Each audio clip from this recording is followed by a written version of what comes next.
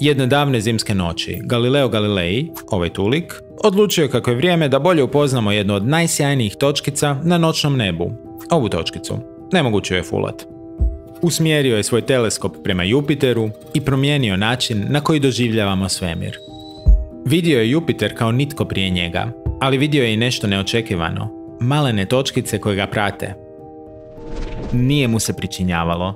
Točkice su zbilja bile tu. Galileo je otkrio 4 Jupiterova mjeseca i nazvao ih zvijezdama Medičijevih, u čast obitelji ondašnjeg toskanskog velikog vojvode Cosima II. Mora da mu se dobrano iskeširao na Patreonu. Sada je očigledno da se tijela na noćnom nebu ne vrte samo oko Tere, nego da i sama mogu imati pratioce koji se vrte oko njih. Ukratko, Aristotel nije imao pojma. Geocentristi su glupi i jednog dana ću to svima pokazati. Subscribeajte se da to ne propustite. Lajkajte i komentirajte. Geocentrističke komentare brišem. Neovisno od Galilea, Jupiterove mjesece istovremeno je opazio i astronom iz Njemačke, Simon Marius. On im je dodijelio nazive po Zeusovim ljubicama iz grčke mitologije. I Europi, Ganimedu i Kalisti. Galileo nije bio sretan. Simone! Simone! Simone!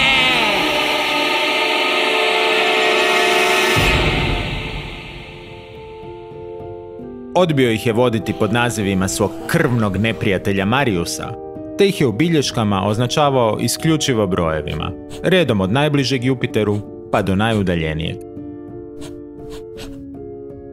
To je bome pokazalo Mariusu. Ta 4 velika mjeseca i danas znamo po Mariusovim nazivima, a kolektivno ih nazivamo galilejanskim satelitima. Kompromis je divna stvar.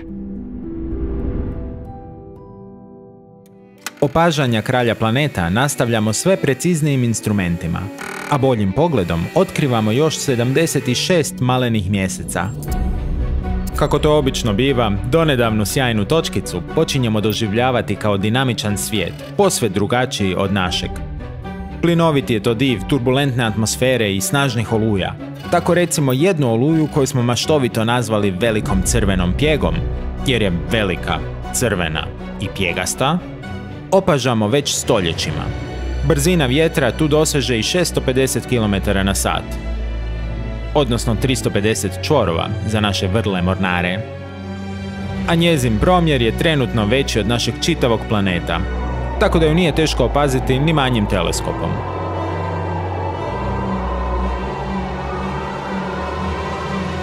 Ajde, samo dajte, nikud neću pobjeći.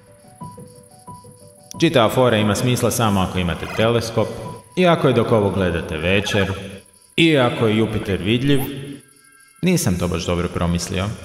Srećom, čudom filmske montaže, svaku blamažu možemo odrezati. Pođemo li iz optičkog dijela spektra u radijski, čut ćemo Jupiterov pjev, rezultat njegovog snažnog magnetnog polja. Ono što čujemo zapravo je energija koju ispuštaju čestice uhvaćene u njegovu prostranu magnetosferu. Možda zvuči lijepo, ali je i opasno. Kako za ljude, tako i za naše robotske ambasadore.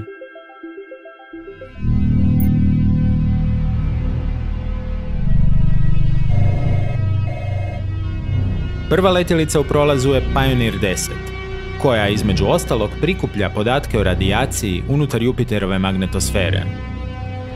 Ta saznanja omogućuju bolju zaštitu instrumenata na budućim letjelicama. Prva letjelica koja ulazi u orbitu na dulji posjet kralju planeta je Galileo.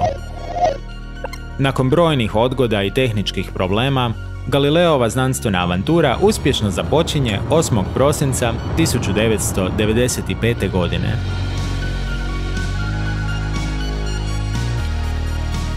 Idućih 8 godina, Galileo prema Zemlji šalje desetke gigabajta vrijednih podataka i slika Jupitera i njegovih satelita.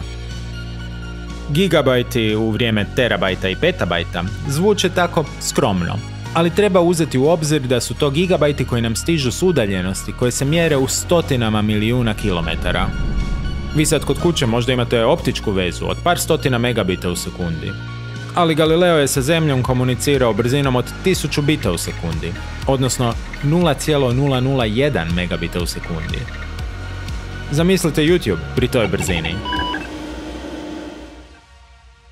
Jupiter je možda dramatičan i fotogeničan, ali prilikom naših posjeta njegovi su se sateliti itekako počeli otimati za pozornost. Ija, Jupiteru najbliži od velikih satelita, vulkanski je aktivan svijet nešto veći od našeg mjeseca.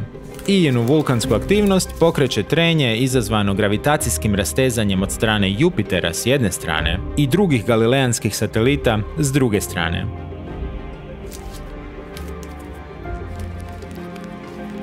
Europa isprva djeluje kao uspavana ledena kuglica, ali njezin ledeni omotač pun je rasjeda koji upućuju na postojanje dubokog oceana tekuće vode ispod uspavane vanjštine.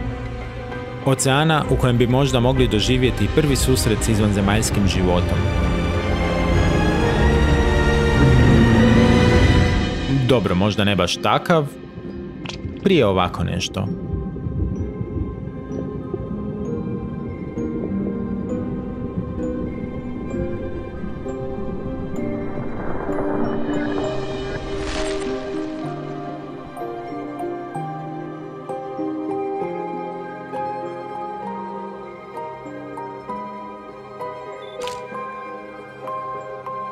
Ganymed je jedini mjesec u sunčevom sustavu za kojeg znamo da ima magnetno polje.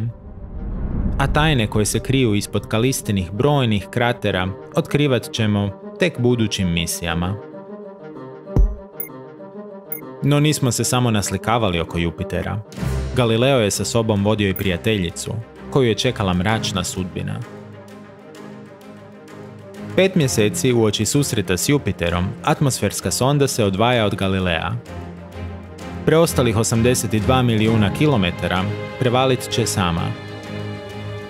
Njezina putanja odvešću ju ravno među oblake plinovitog diva. Sonda se budi oko 350.000 km od Jupiterovih oblaka. 6 sati kasnije dodiruje atmosferu pri brzini od 48 km u sekundi. Usporavanje traje 58 sekundi. Na toplinskom štitu temperature prelaze 16.000 Celzijevih stupnjeva. Kočni padobran brzinu spušta na 120 metara u sekundi. A otvaranjem glavnog padobrana ona se spušta na 27 metara u sekundi. Sat vremena sonda nam sa samog lica mjesta šalje neprocjenjive podatke o sastavu Jupiterove atmosfere. Ona mjeri temperaturu, bilježi munje i uspoređuje razinu toplinske energije koju planet dobiva od Sunca s onom koju zrači iz svoje unutrašnjosti. Na dubini od 180 km, pri temperaturi od 150 Celzijevih stupnjeva i pritisku od 23.000 hektopaskala, radijski odašiljač se pregrijava i slijedi tišina. Idućih sati, kako utihnuta sonda ponire dublje, a temperature i pritisak i dalje rastu, ona se rastaljuje i isparuje, te u konačnici postaje dijelom samog planeta. Gotovo 8 godina kasnije, letjelica Galileo također okončava misiju među oblacima Jupitera. To nije bio naš posljednji posjet kralju planeta. Ali to je već druga priča.